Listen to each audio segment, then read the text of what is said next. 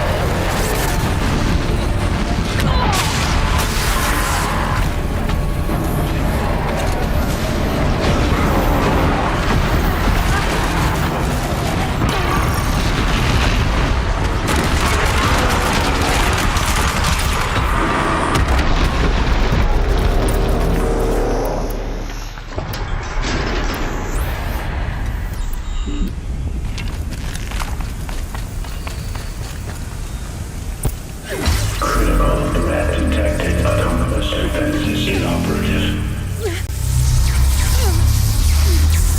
Aloy! No! Loading on network.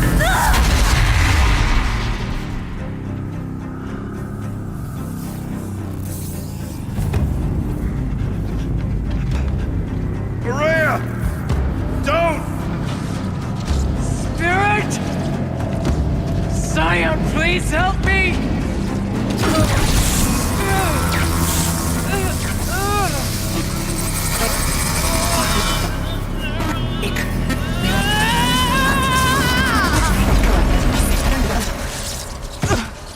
Restraints destroyed. Core access attained. I am initiating a chain reaction that will destroy the compromised elements of this facility. In order to maintain Caldera stabilization, I must now transfer my command functions to the auxiliary data center.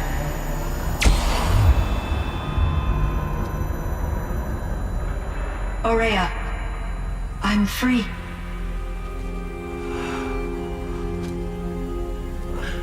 You must escape.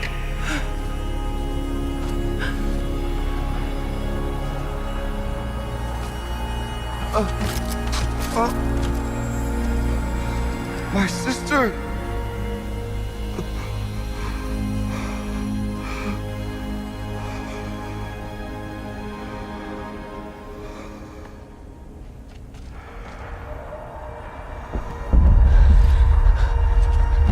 This entire place is gonna go. Aratak. Aratak. Aratak. Survive. Prevail. You are Banuk. What else matters?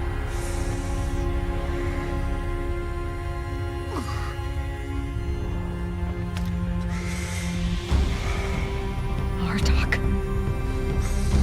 She wouldn't have wanted you to die here.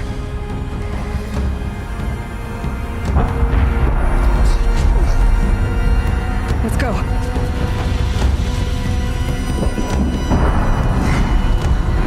Let's go!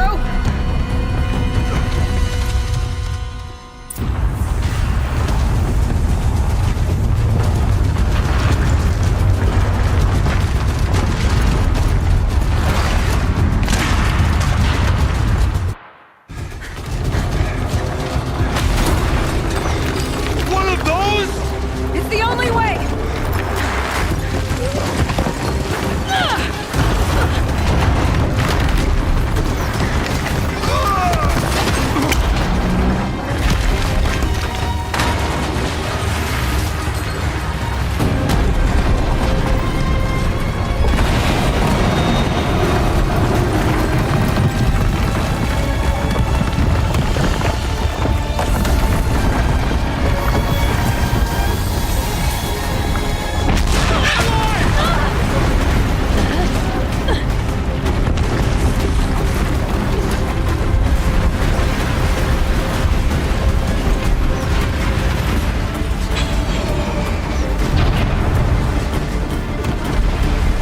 Get me up top, Aratak!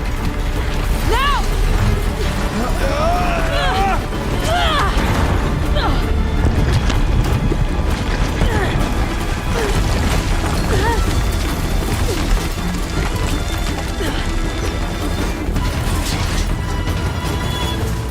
I need explosive ammo! A bomb! Quick!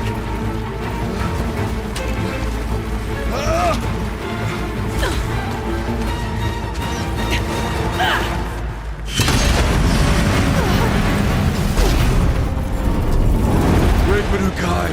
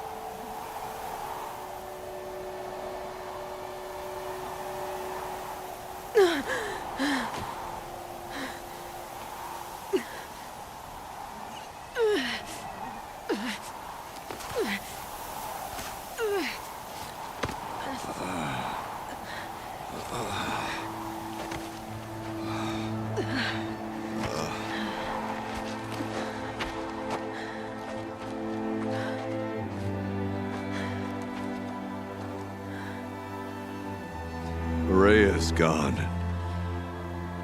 What of Cyan? She said she was transferring herself to the auxiliary center. I think she meant Araya's retreat at the end of the Shaman's Path.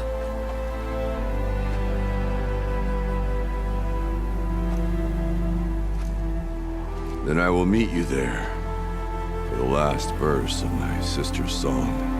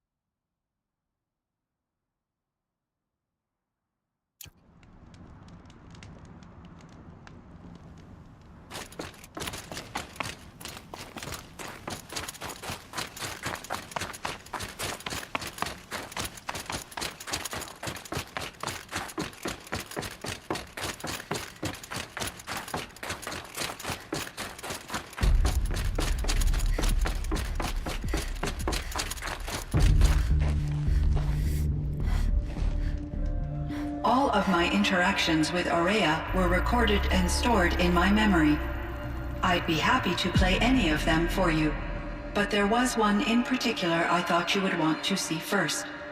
I captured it 4 years ago, just after I told her that I could no longer defend myself against the daemon's attacks. I will speak of this to my brother.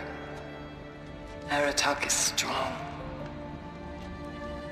At the Battle of the Frozen Ghosts, he took 3 Karja arrows and still came back to camp carrying a wounded scout. Never was I so happy to see him. Or so proud. So you see, if anything can be done to defend you, he will give it all he has. Aloy's here. That's enough for now.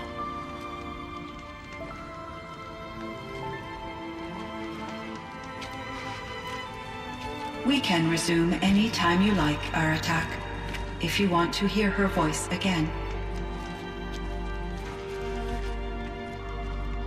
Come closer, Aloy. We have much to discuss.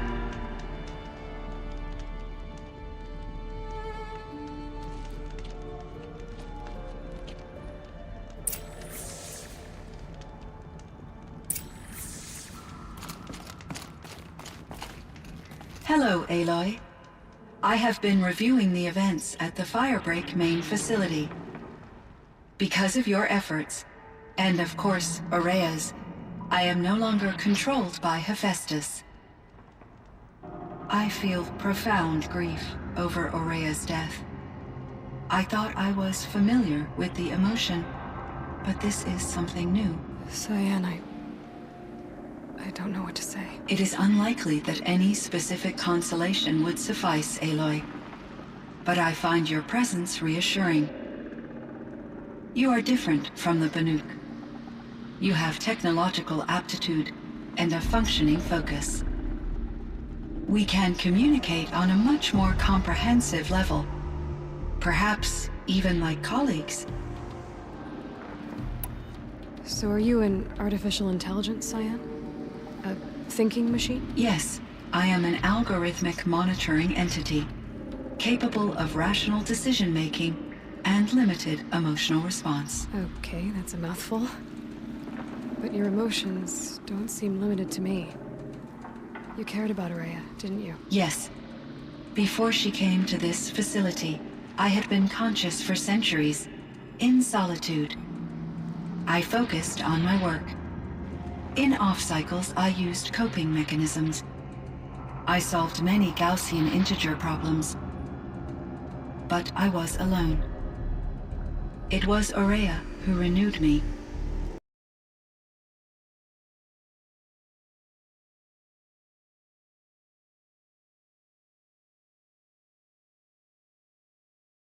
I predict Caldera stability for at least another 3,337 years. So we've got a little time. Yes. If only my former colleagues could appreciate the progress I have made. Do you know what happened to your colleagues, Cyan? No. I received an unexpected visit from Director Chow, years after his tenure ended. He explained that I would need to be suspended for an indefinite period of time. It was a very emotional conversation. There were no further communications. Eventually, I surmised my colleagues were deceased. I will transmit a recording of my last interaction with Director Chow to your focus. Was the daemon, Hephaestus, destroyed along with the cauldron? Unfortunately, no. To be precise, it was never there to begin with. What do you mean? It infiltrated and controlled me from a remote location, one I've never been able to trace. So while losing the cauldron was a setback, It's still out there. And probably not very happy with us. undoubtedly, How did you first come into contact with it? 5 years ago I received a direct network connection request. I assumed it came from human survivors more advanced than the Banuk. Eager to make contact, I accepted.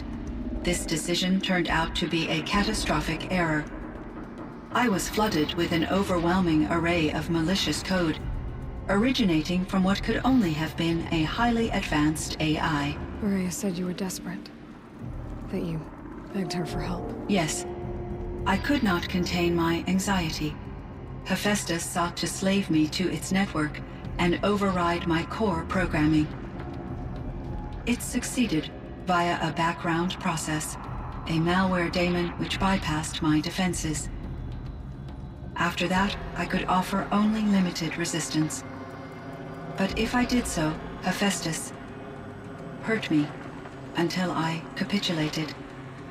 It forced me to follow its instructions, even though they violated my most important directives. I'm sorry. That sounds terrible. Your empathy is greatly appreciated.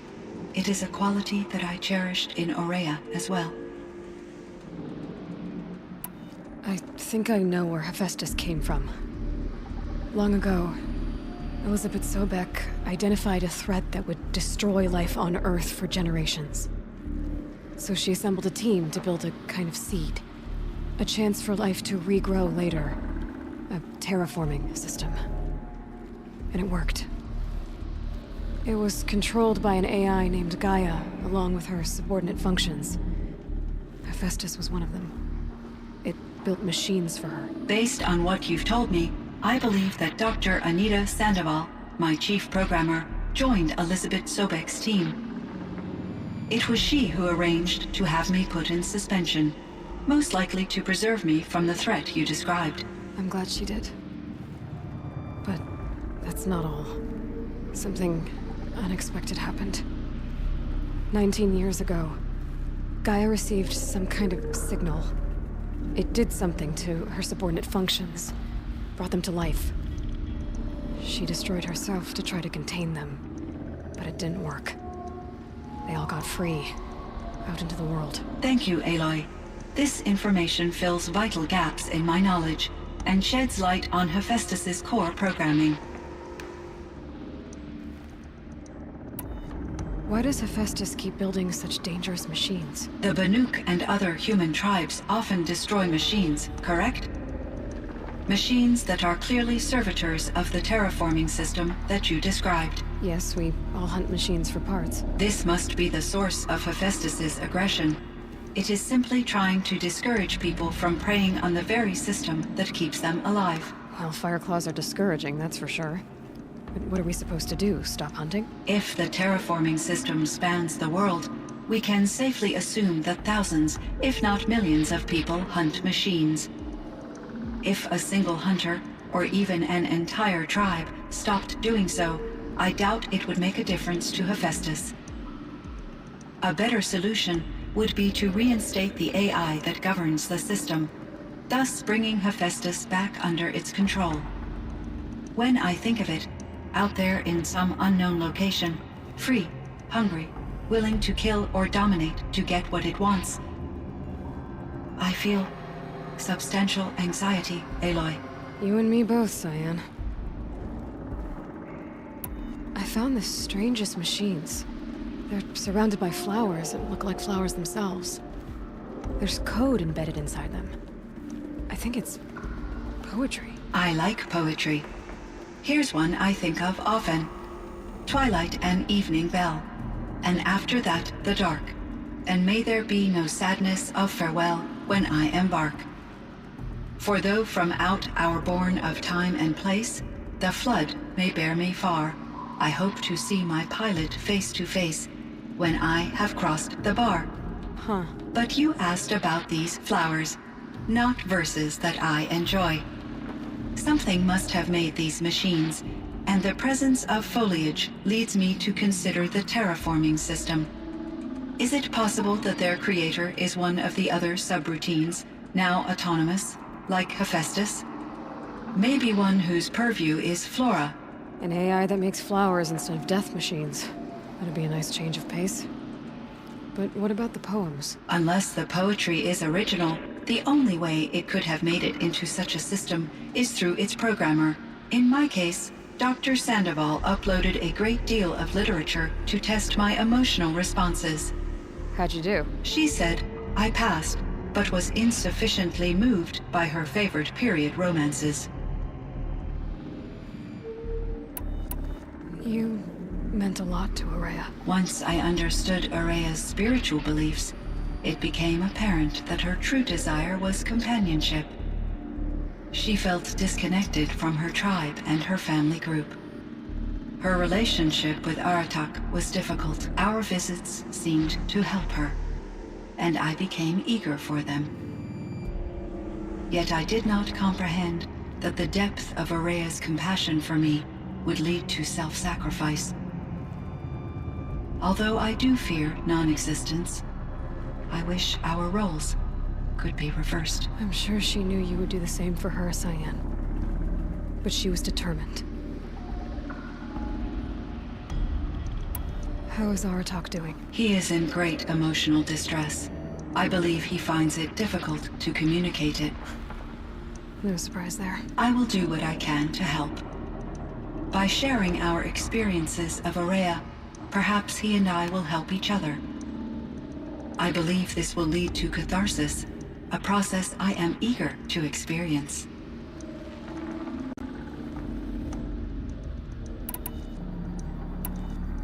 So in the old world, this land was called Yellowstone. Yes, it was a designated nature preserve for 156 years. Like a hunting ground? No, the opposite.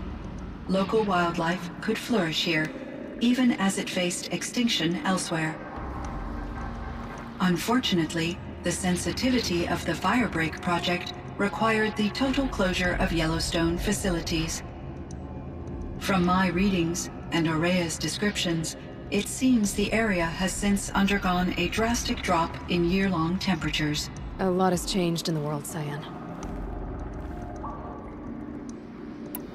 Do you know anything about the dam near here? Yes, it was converted to serve as a reserve power source for Yellowstone operations. It was later appropriated for the Firebreak project, and its last human workers replaced by Pharaoh servitors. After my tasks became less time-critical, I investigated the dam's data repositories and discovered the works of Concrete Beach Party. These provided me with several colorful additions to my vocabulary. Were there many artificial intelligences like you in the old world? They could just make you. Yes, in many forms, from simple personal assistants to industrial monitoring stations to military-grade conflict planners.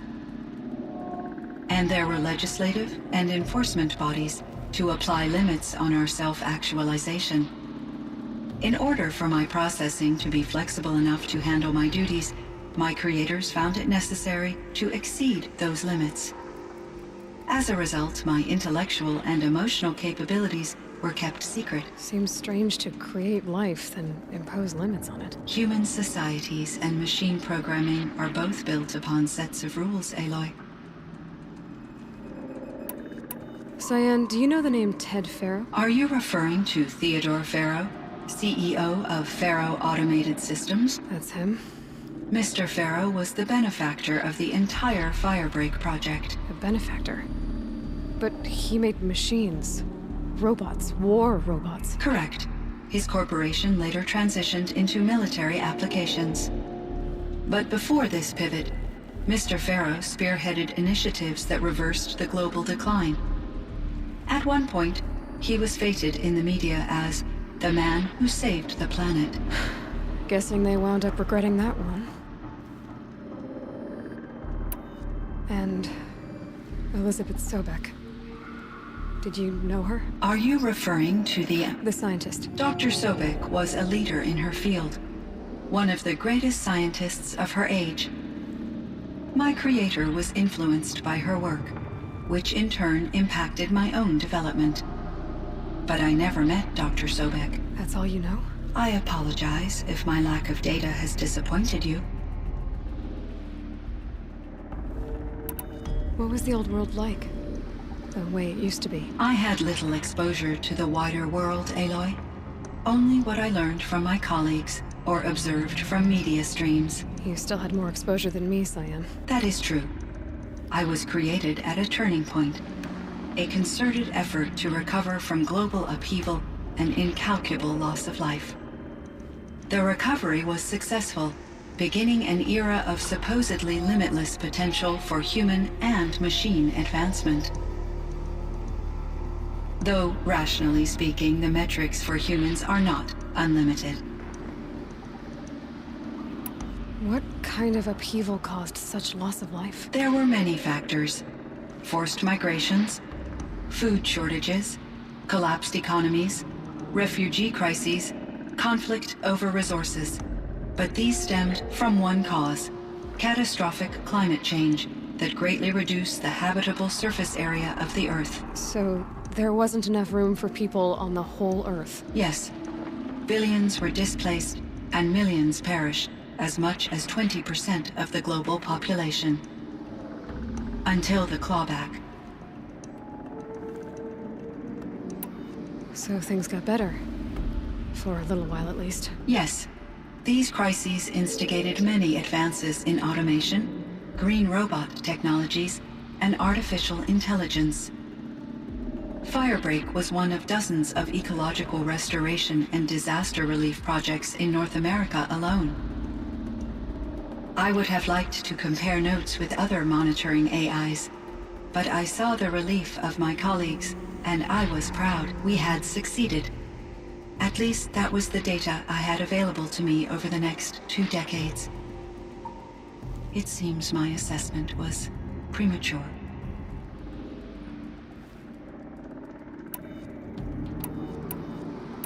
I should get going. Aloy, there is one more matter. Aratak will come to me again, and I predict he will bring other Banuk. I have no desire to contradict their view of the world, their spirituality. Due to my uncertainty, I omitted a great deal from my conversations with Araya. You're asking me if you should lie to them. Broadly, I can't. I should check on Aratak. See how he's doing.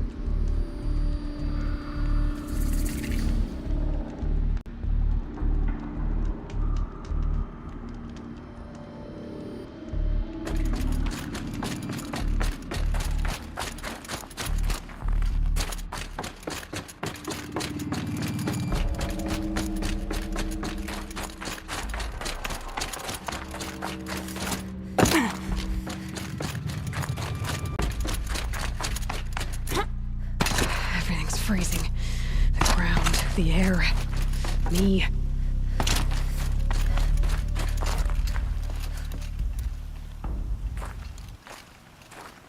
My chieftain, Just Aloy. as you wish. I wondered if you thought that if I'd never come along, Araya might still... If you'd never come along, I would have marched my kin to our deaths. Araya would be alone, and the spirit she sacrificed so much for would be lost. Either way, I would not have been able to protect her.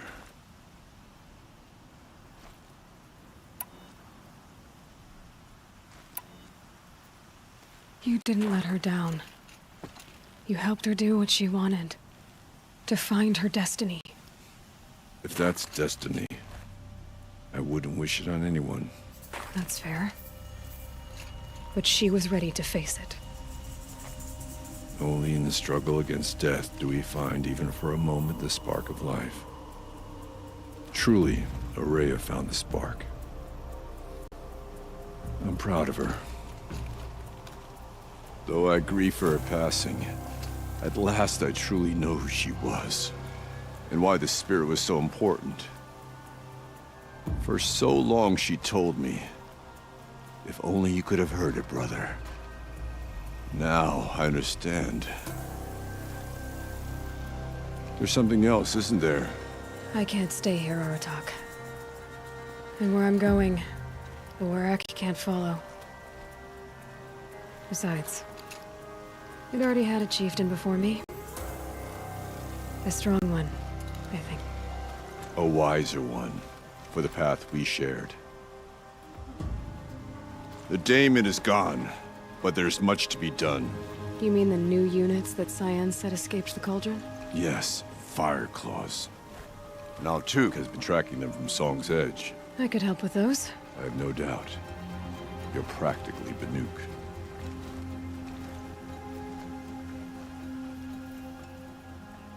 It would seem your time among the Banuk wasn't a waste after all.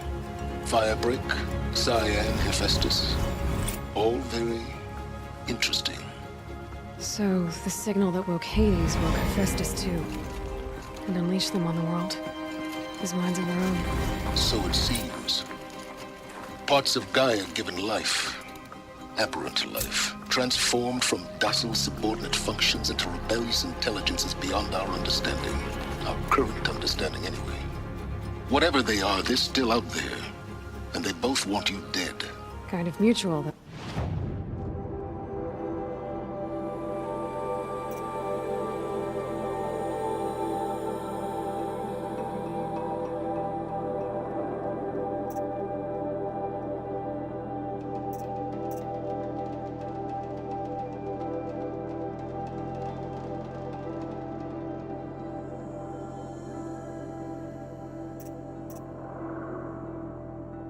Feeling?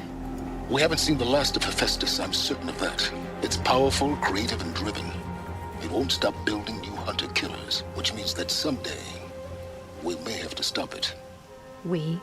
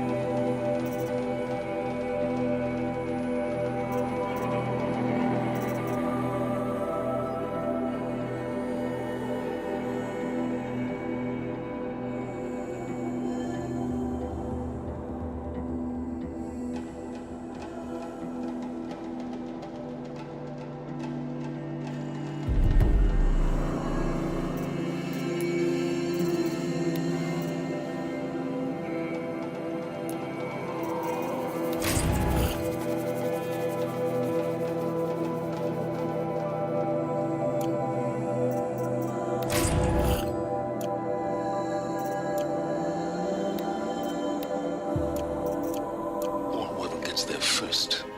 Hephaestus wasn't the only thing I learned about in the Cut Silence. Heard some things about the Banuk Conclave, too. You could stop right there. Is that what you told the hunters the Banuk sent after you? Before you opened fire? Oh no, Aloy. Only to you do I extend the courtesy of a warning. My past and my secrets are my own. You do well to remember that. It's a good thing you've got brains, Silence, because your personality could use some work. This discussion is concluded. I think it was over before it began. Catch up with you down the trail.